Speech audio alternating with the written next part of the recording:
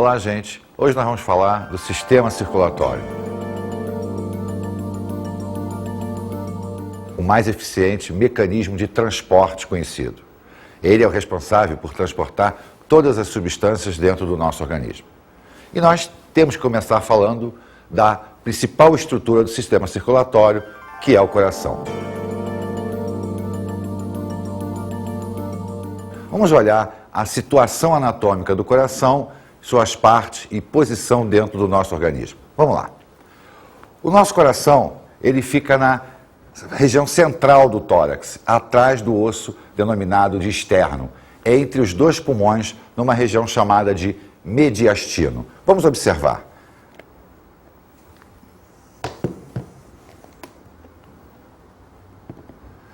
Então, reparem, o coração está na região central do tórax, entre os dois pulmões, na área do mediastino, na região divisória entre o tórax e o abdômen, em cima do músculo diafragma.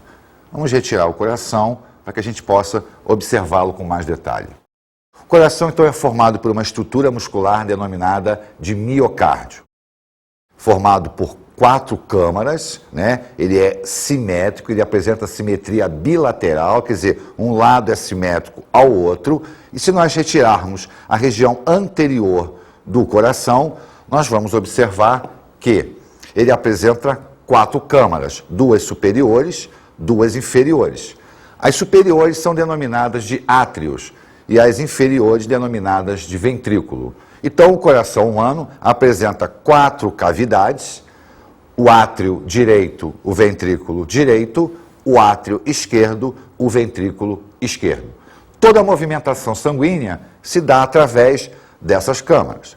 Ocorre que entre as câmaras superiores, os átrios, e as câmaras inferiores, os ventrículos, existem válvulas que vão impedir que o sangue retorne dos ventrículos para os átrios. Do átrio direito para o ventrículo direito, existe uma válvula denominada de tricúspide. Entre o átrio esquerdo e o ventrículo esquerdo, uma válvula denominada bicúspide, mais popularmente conhecida como válvula mitral. Na saída dos vasos sanguíneos também existem válvulas, sempre impedindo que haja o refluxo do sangue. Com isso, o sentido sanguíneo é sempre unidirecional. Não há refluxo, porque se houvesse, o coração começaria a apresentar dificuldade no batimento cardíaco dele. Então, essa pequena máquina bate N vezes durante toda a nossa vida, Desde os primórdios da formação embrionária, depois fetal, após o nosso nascimento, até ele parar de se contrair, até cessar o seu funcionamento. É interessante nós salientarmos que o batimento cardíaco, quer dizer, aquele barulho que a gente escuta dele, não é ele fazendo barulho. A musculatura não faz barulho. Se fizesse, quando nós andássemos, nós seríamos uma orquestra sinfônica. A musculatura é igual. O que faz barulho é o fechamento das válvulas. Quando as válvulas se fecham para impedir o refluxo, esse é o barulho. E quando esse barulho se altera, é porque a válvula não está funcionando direito. E aí nós conhecemos com o nome de sopro cardíaco. Na realidade, o sopro é uma falha do fechamento de uma válvula qualquer, da mitral, da tricúspide, das sublunares, que são as que controlam a saída vascular. Então o médico sabe, pelo barulho, que alguma delas não está funcionando direito. Vamos escutar agora o médico cardiologista falando das alterações de funcionamento cardíaco quando nós estamos apaixonados. Vamos ver. A resposta que ocorre no caso de paixão específico, que é uma situação que envolve uma série de parâmetros, não especificamente, eu não posso dizer que é só isso e isso que vai ocorrer, mas são vários. Depende também da personalidade da pessoa envolvida na paixão. No caso, dependendo do sexo, a resposta é diferente, e dependendo da personalidade da pessoa, se ela é mais envolvida afetivamente ou não, isso tudo interfere na resposta. A resposta básica, no caso da paixão, seria uma adaptação circulatória específica causada pelo desencadeamento de descarga hormonal, que ocorre para suprir a demanda energética provocada pelo sentimento. Então, a sensação física altamente, no caso, provocante, que faz com que haja uma descarga hormonal de todos os hormônios envolvidos numa resposta de alerta. Então, a pessoa causa o seguinte: eu descarrego no meu sangue adrenalina, noradrenalina, epinefrina, cortisol, serotonina, todas as substâncias envolvidas nessa atitude de alerta do organismo. Quer dizer, eu vou deixar meu corpo pronto para agir nesse sentido. Isso é uma resposta fisiológica que a gente tem que interpretar como também um estímulo específico para manter a raça em dia, procriação, né? Então eu deixo o sistema pronto para agir, para ficar mais alerta, mais ativo. Essas substâncias todas causam alterações específicas em vários órgãos. Então eu vou causar o quê? Vasodilatação, para que haja um aumento de aporte de sangue e oxigênio para os órgãos na hora que eu precisar utilizar esses órgãos. Vai haver um aumento da frequência cardíaca e um aumento da pressão arterial, que são secundárias ao aumento da demanda circulatória. Então a pessoa sente o coração bater mais rápido e sente que fica assim alta, extasiada, justamente causada pela secreção de outros hormônios, por exemplo, a serotonina e a endorfina. Esses hormônios, inclusive, se mantêm e a pessoa sente que está mais leve. Isso dá essa sensação de prazer, que são substâncias justamente que interferem no sistema límbico do cérebro e que dão essa sensação de bem-estar, entende? Então essas alterações cardíacas, circulatórias, são basicamente para colocar a pessoa numa situação de maior demanda, de eventualmente ela ter, por exemplo, um envolvimento sexual, em que ela vai utilizar todas essas alterações. Bem, nós sabemos que as alterações emocionais acabam interferindo no funcionamento cardíaco. Isso porque todo o sistema automático, seja ele circulatório, respiratório, urinário, ele depende do funcionamento do nosso chamado sistema nervoso autônomo, muito ligado ao sistema nervoso central. Então as emoções interferem fundamentalmente na frequência cardíaca, no nosso dia a dia, no nosso funcionamento orgânico. Vamos falar agora dos vasos sanguíneos. Vamos dar uma olhada inicialmente aqui na nossa modelo. Nós observamos que existem vasos pintados de azul e de vermelho. Na realidade, essa nomenclatura aqui é para demonstrar a diferença de sangue, um com maior concentração de oxigênio, lembra do sangue arterial, pressão parcial de oxigênio alta, e o venoso, pressão parcial de gás carbônico alta. Porém, existem 3 tipos de vasos básicos: as artérias, as veias e os capilares, e 2 ramificações, as arteríolas e as vênulas. O que significa cada uma delas? As artérias são vasos sanguíneos de parede muscular bem grossa, que tem a função de levar o sangue do coração para qualquer parte do corpo. Então a artéria é o vaso sanguíneo que afasta o sangue do coração. Por outro lado, a veia é o vaso de retorno, é aquele que vai trazer o sangue de volta para o coração.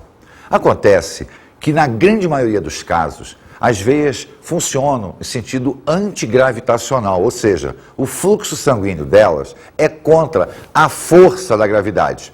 Por esta razão, as veias possuem válvulas internas que impedem o refluxo do sangue, mantendo sempre esse sangue no sentido unidirecional, do corpo para o coração.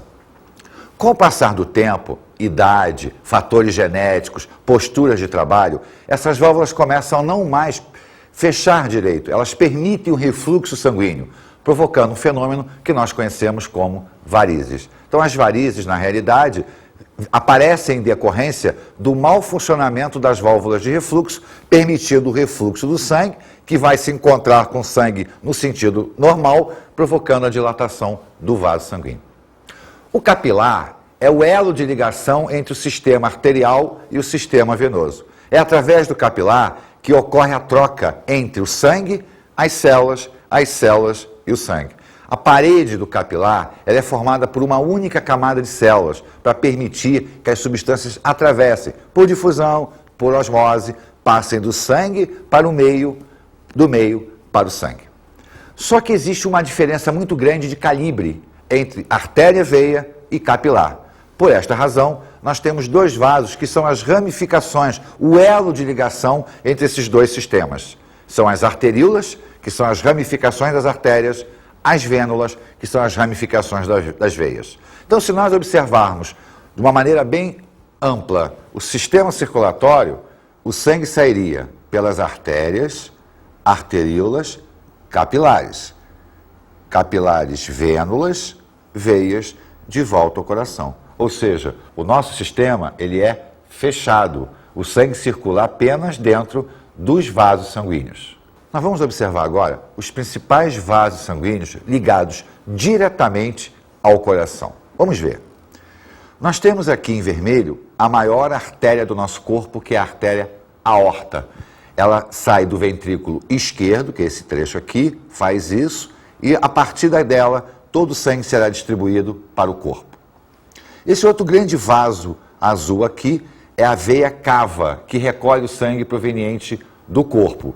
Nós temos a cava inferior e a cava superior. Ela recolhe o sangue cabeça, tronco e o restante do corpo entrando no átrio direito.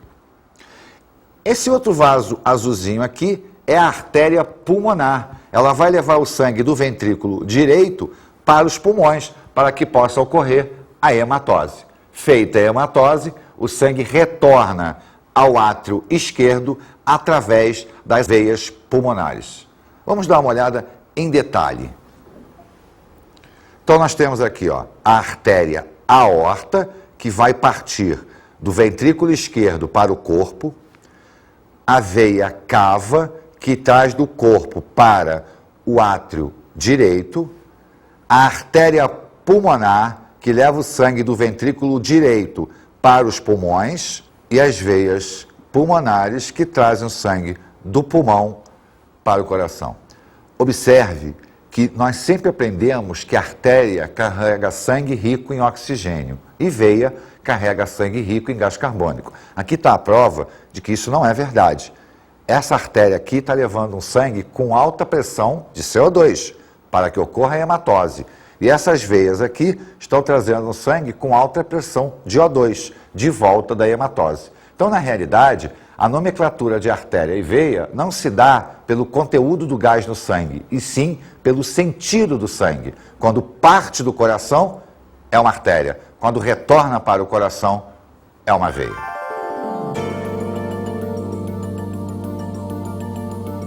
Vamos falar agora sobre a fisiologia cardíaca, ou seja, como o nosso coração funciona para que mantenha sempre o sangue circulando pelo nosso corpo. Existem dois aspectos, o aspecto nervoso e o aspecto muscular.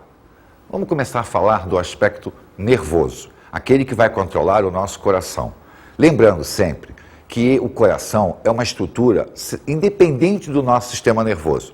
Isso significa dizer que se o nosso sistema nervoso parar de funcionar, o nosso coração ainda funciona durante algum tempo. É o que nós chamamos de morte cerebral e morte cardíaca. Então o cérebro ele pode parar de funcionar porque o nosso coração assume o controle automático da situação. Vamos observar aqui no nosso modelo. Nessa região, mais ou menos aqui, existe uma estrutura chamada de nó sinoatrial. É o popular marca-passo. É ele que dá o ritmo cardíaco. É ele que vai fazer com que o nosso coração se contraia mais rápido ou mais lento, dependendo da situação. Quando ele para de funcionar, é que nós implantamos o marca-passo para manter esse ritmo regulatório. Partindo desse ponto central, nós temos um feixe nervoso que desce, denominado de feixe de Rhys, que vai irrigar toda a área ventricular, ou seja, vai levar os nervos para a área ventricular. Então, há uma grande rede nervosa nesse trecho do coração aqui, que nós chamamos de rede de Purkinje, que justamente vai controlar o batimento cardíaco. Mas, sem sombra de dúvida, o ponto mais crucial, o ponto mais importante, é o nosso marca-passo, porque é a partir dele que os impulsos elétricos são enviados para toda a estrutura muscular. E é justamente esses pontos elétricos do coração que nós fazemos o eletrocardiograma. O nosso eletrocardiograma, ele mede exatamente os pontos elétricos que faz com que a musculatura cardíaca funcione. Vamos falar agora dos tempos cardíacos. O que são os tempos cardíacos? É a movimentação do sangue dentro do coração, dos átrios para os ventrículos. A movimentação depende da contração e do relaxamento da musculatura cardíaca. Só que, em termos técnicos, quando nós dizemos que o coração está em contração, nós dizemos que ele está fazendo uma sístole. E quando ele está em relaxamento, uma diástole. Então, sístole e diástole são os movimentos de contração e de relaxamento da estrutura cardíaca. Acontece que o coração, lembra, ele tem 4 cavidades, 2 átrios, 2 ventrículos, e que funcionam simultaneamente. Então, os átrios trabalham juntos e os ventrículos trabalham juntos. Quando os átrios se contraem, os ventrículos relaxam. Quando os ventrículos se contraem, os átrios relaxam. Isso para quê? Para que o coração possa sincronizar o movimento de entrada e de saída do sangue em relação ao corpo. Então, vamos acompanhar ponto a ponto. O primeiro tempo cardíaco é quando os átrios vão se contrair e os ventrículos vão se relaxar. Então, nós dizemos que o primeiro tempo cardíaco está acontecendo uma sístole atrial e uma diástole ventricular. Neste momento, os átrios que estão cheios de sangue vão passar o sangue para os ventrículos. Então, o átrio direito passa o sangue para o ventrículo direito, o átrio esquerdo passa o sangue para o ventrículo esquerdo. Nesse momento, os ventrículos estão cheios de sangue e agora os átrios vazios. Vai começar então o segundo tempo cardíaco. No segundo tempo cardíaco, o sangue vai sair do coração para o corpo. Então vamos acompanhar ponto a ponto, lembrando sempre que o funcionamento é simultâneo. O átrio direito vai receber o sangue oriundo do corpo. O átrio esquerdo vai receber o sangue oriundo do pulmão. Mas vamos acompanhar agora a movimentação do ventrículo para que você possa entender como o sangue retorna para os átrios. Quando o ventrículo direito se contrair, ele vai mandar o sangue para o pulmão através das artérias pulmonares. Mas como o sistema é fechado, o sangue que sai do ventrículo para o pulmão empurra o sangue que estava no pulmão de volta para o átrio esquerdo. O sangue agora que está no ventrículo esquerdo, ao se contrair, vai sair pela artéria aorta em direção a todo o nosso corpo. Mas esse sangue que sai em direção ao nosso corpo empurra o sangue de volta para o átrio direito, através das veias cavas. Vamos observar novamente. Olha, eu tinha os átrios cheios de sangue, eles se contraíram, o sangue passou para o ventrículo. Então eu tinha uma sístole atrial, uma diástole ventricular. Agora, os ventrículos se contraem, então eles estão em sístole. Se o ventrículo está em sístole, o átrio está em diástole. Então olha lá, ventrículo direito contraiu, sangue para o pulmão, sangue para o átrio esquerdo. Ventrículo esquerdo contraiu, sangue para o corpo, sangue para o átrio direito. Com isso, a gente fecha o funcionamento da circulação sanguínea. Acontece que vamos pensar o seguinte, quando o coração se contrai, principalmente o ventrículo esquerdo, que o sangue sai pela aorta e espalha pelo corpo, o nosso corpo é relativamente grande, é altamente vascularizado. Por isso, lembra que quando nós falamos da artéria, ela tinha uma parede muscular muito intensa? Pois é, quando o ventrículo empurra o sangue para dentro da artéria aorta, a força exercida por este sangue dilata a artéria, então a artéria aumenta de tamanho. Acontece que isto ocorre aonde? No segundo tempo cardíaco. De repente, a força de saída do sangue não existe mais. Por quê? Porque nós estamos no primeiro tempo, lembra? O sangue do átrio para o ventrículo. Como não existe mais força do sangue saindo do coração para a artéria volta ao seu tamanho normal. Mas acontece que quando ela volta para o seu tamanho normal, ela continua empurrando o sangue para frente. Então, olha só, quando o ventrículo manda o sangue para a artéria abre. Quando ele não está mandando sangue para a artéria fecha. Só que a força que o sangue faz quando sai é muito alta, porque está ocorrendo o quê? A sístole ventricular. É a hora que o sangue aumentou dentro da artéria, o volume aumenta. Por isso, nós dizemos que a pressão que está ocorrendo ali na artéria é uma pressão sistólica. Por quê? Porque é o ventrículo que está em sístole mandando o sangue para fora. Essa pressão sistólica é popularmente conhecida como pressão máxima.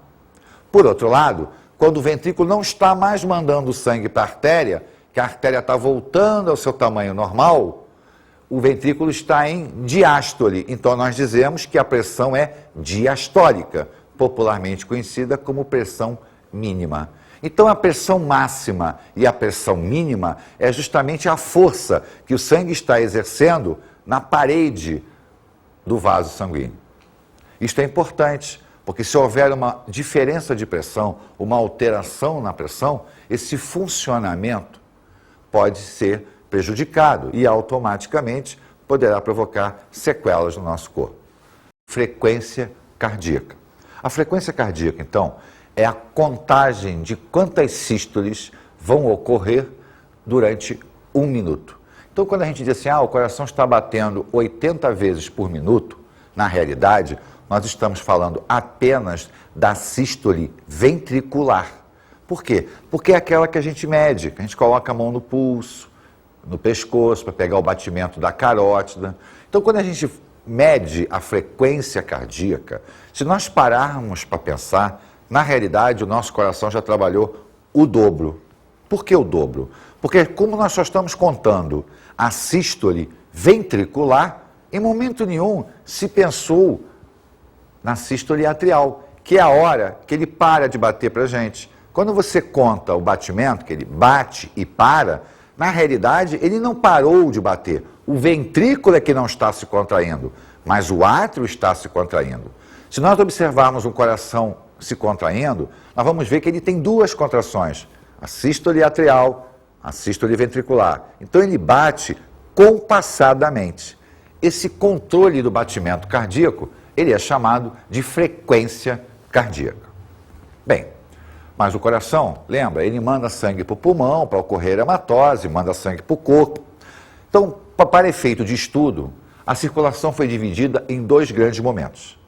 O que nós chamamos de pequena circulação ou circulação pulmonar e a grande circulação ou circulação sistêmica. A pequena circulação é aquela que vai levar o sangue do coração para o pulmão, do pulmão para o coração. Então o trajeto, nós temos o sangue no ventrículo direito, ele vai sair através das artérias pulmonares, vai para o pulmão, ocorre a hematose, volta pelas veias pulmonares, de volta para o átrio esquerdo. Essa é a circulação pulmonar. A circulação sistêmica é aquela que o sangue sai do ventrículo esquerdo, através da artéria aorta, vai para o corpo, retorna através das veias cavas para o átrio direito. Essa é a circulação sistêmica. Por quê? Porque ela está irrigando todo o nosso sistema orgânico. Acontece que essa movimentação sanguínea, ela vai ter uma finalidade. A finalidade de permitir ao nosso organismo receber gás respiratório, oxigênio, vindo do pulmão. Levar de volta para o pulmão o gás carbônico. Transportar nutrientes, retirar resíduo das células. Ou seja, fazer com que todas as substâncias sejam transportadas ou com a finalidade nutricional para as células, ou com a finalidade de retirar os resíduos e eliminar do nosso organismo. Mas como é feito isso? Nesse momento, entra em ação o capilar. É ele que vai permitir que as substâncias dentro do sangue saiam e cheguem às células. E as que estão nas células retornem para a corrente sanguínea. Esse processo se denomina edema fisiológico. Como as substâncias saem do sangue e chegam às células, como saem das células chegam ao sangue. Esse processo se dá através da rede capilar, que é uma rede muito fina e está bem próxima às nossas células. Se nós observarmos aqui, nós vamos ver que nesse esquema existem duas marcações interessantes, o capilar arterial e o capilar venoso. É bom salientar que não existe um capilar arterial ou um capilar venoso. Capilar é capilar. Essa classificação aqui é feita para que a gente possa entender aonde o capilar está ligado. Se ele está ligado à área arterial, o sangue proveniente das artérias e arteríolas, ou ele está conectado à área venosa, vênulas e veias. Com isso a gente pode entender o fluxo sanguíneo. Ele vai sempre entrar pelo lado arterial e sair pelo lado venoso. Acontece o seguinte, à medida que o sangue caminha da artéria, arteríola e capilar, o tamanho do vaso reduz. Consequentemente, à medida que eu reduzo o tamanho do vaso, a pressão do sangue dentro dele aumenta violentamente. E essa força que o sangue faz na parede do vaso sanguíneo é chamada de pressão hidrostática, que nós representamos por pH. Por outro lado, o sangue é uma mistura. Água, proteína, carboidratos. Lembra do plasma? Pois é. Se ele é uma mistura, ele tem o que nós chamamos de pressão osmótica, que é a capacidade de qualquer mistura em puxar água. Quanto maior a concentração daquela mistura, mais água ela vai puxar. Lembra da osmose? Então, quanto mais água ela puxa, maior a sua pressão osmótica, que nós chamamos de PO. Então, quando o sangue chega na área do capilar arterial, a pressão hidrostática dele é infinitamente maior do que a pressão osmótica. Isso faz com que 80% do plasma que penetra no capilar extravase, ou seja, saia do capilar inundando toda a área em volta dele. Essa inundação plasmática provocada pelo extravasamento do sangue é que nós chamamos de edema. Então, o edema é a inundação do tecido por plasma sanguíneo. Neste caso, ele é fisiológico. Por quê? Porque ele está ocorrendo para que o sangue, ao banhar os tecidos, permita que as células façam a troca. Porque o plasma, ao entrar em contato com a membrana plasmática, vai permitir a difusão, o transporte passivo, o ativo, a osmose. Então, haverá uma troca entre as células e o plasma que inundou essa região e o plasma e as células, vice-versa. Acontece o seguinte, quando o plasma saiu, óbvio, ficou um pouquinho de plasma aqui dentro e também ficaram os glóbulos sanguíneos, grandes proteínas que não passam pelos poros dos capilares. Só que o grande volume de água veio para fora. Então a concentração sanguínea aumentou violentamente. Não só a concentração sanguínea aumenta dentro do vaso, como a pressão hidrostática diminui. Por quê? Porque se está extravasando, se está saindo, a pressão vai caindo. Então o sangue, ao atingir a área venosa, ele terá a pressão hidrostática infinitamente menor do que na entrada. Mas, em compensação, a pressão osmótica será muito maior. Essa elevação da pressão osmótica atrai o plasma de volta. Então, ele retorna para dentro do sistema capilar. Só que a hidrostática é muito maior do que a osmótica. Isso significa dizer que nem todo o plasma que saiu retorna. Parte dele fica banhando o tecido. Mas ele não pode permanecer ali, porque se ele permanecer, essa área vai ficar inundada constantemente, mais inundada, e vai começar a dilatar o tecido. Por esta razão, nós temos um sistema paralelo ao sistema circulatório, chamado de sistema linfático. Esse sistema linfático ele vai drenar todo esse líquido que fica, aqui, sem se voltar para a corrente sanguínea, todo esse plasma que extravasou e não retornou. Esse plasma que fica nessa região, que é drenado pelo sistema linfático, nós chamamos de linfa. Então a linfa é um plasma clarinho, é clarinho, é branco, porque ele não tem hemácias, as hemácias ficaram dentro do sistema capilar, e ele vai ser drenado por uma vasta rede que percorre todo o nosso corpo. Acontece que ao longo do sistema linfático existem pontos de filtragem, são chamados nódulos linfáticos. Isso por quê? Porque partículas estranhas, bactérias, frações de células que morrem, são drenadas para esse sistema. Então ele vai filtrar todo esse plasma para depois devolver esse plasma à corrente sanguínea principal. Nós possuímos 2 grandes troncos linfáticos que vão se conectar às chamadas veias subclávicas, que estão na área de cima do nosso ombro. Então ele vem recolhendo todo o plasma, filtrando tudo, né, filtrando a linfa, e depois devolve para a corrente sanguínea, restabelecendo o fluxo. Em determinados pontos do nosso corpo, nós temos uns nódulos linfáticos maiores, mais potentes, na região da virilha, na região da axila e no pescoço. Esses nódulos linfáticos são extremamente poderosos. Dentro deles existe uma série de células de defesa. Quando essa drenagem captura alguma bactéria, algum agente infeccioso muito potente, ele fica preso nesses nódulos. E para esses nódulos migram infinitas células de defesa e anticorpos. Com isso, eles incham, produzindo o que a gente conhece com o nome de íngua. A íngua, na realidade, é um aumento de um nódulo linfático por bloqueio de um agente patológico.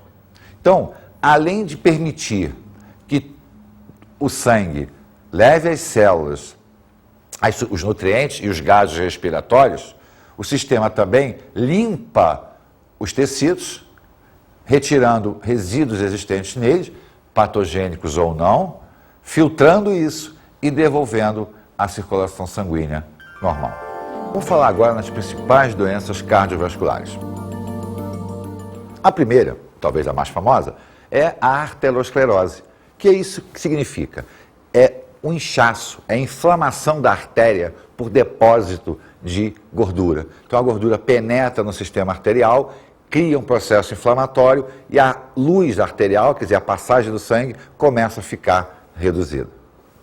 A segunda, e não menos famosa, é a isquemia cerebral, popularmente conhecida como derrame. Na realidade, tá, você tem o aperto do vaso, tá, e interrupção do fluxo sanguíneo. Às vezes, um processo de hipertensão acaba provocando que esse vaso arrebente, o que a gente chama de acidente vascular cerebral. Mas não há dúvida que a doença do mundo moderno é o infarto do miocárdio.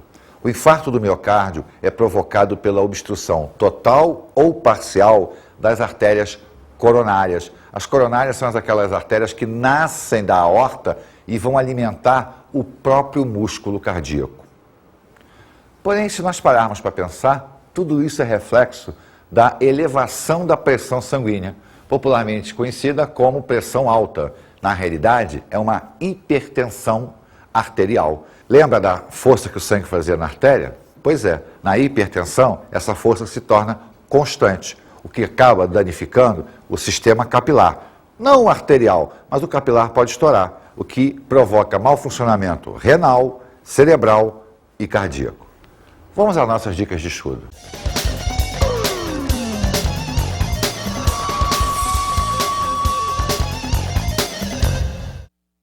Como dica de estudo, eu falo para vocês, olhe bem o funcionamento cardíaco, formação, câmaras, válvulas, vasos ligados ao coração, a grande e a pequena circulação, a fisiologia cardíaca, como é que ele funciona, a parte elétrica, a parte muscular, o que são os tempos cardíacos, isso é muito importante. Agora, nunca esqueça, como ocorre a troca? O edema fisiológico é de suma importância até para que você possa entender o porquê de existir o sistema circulatório. Ele vai mostrar para você como o sangue troca com as suas células.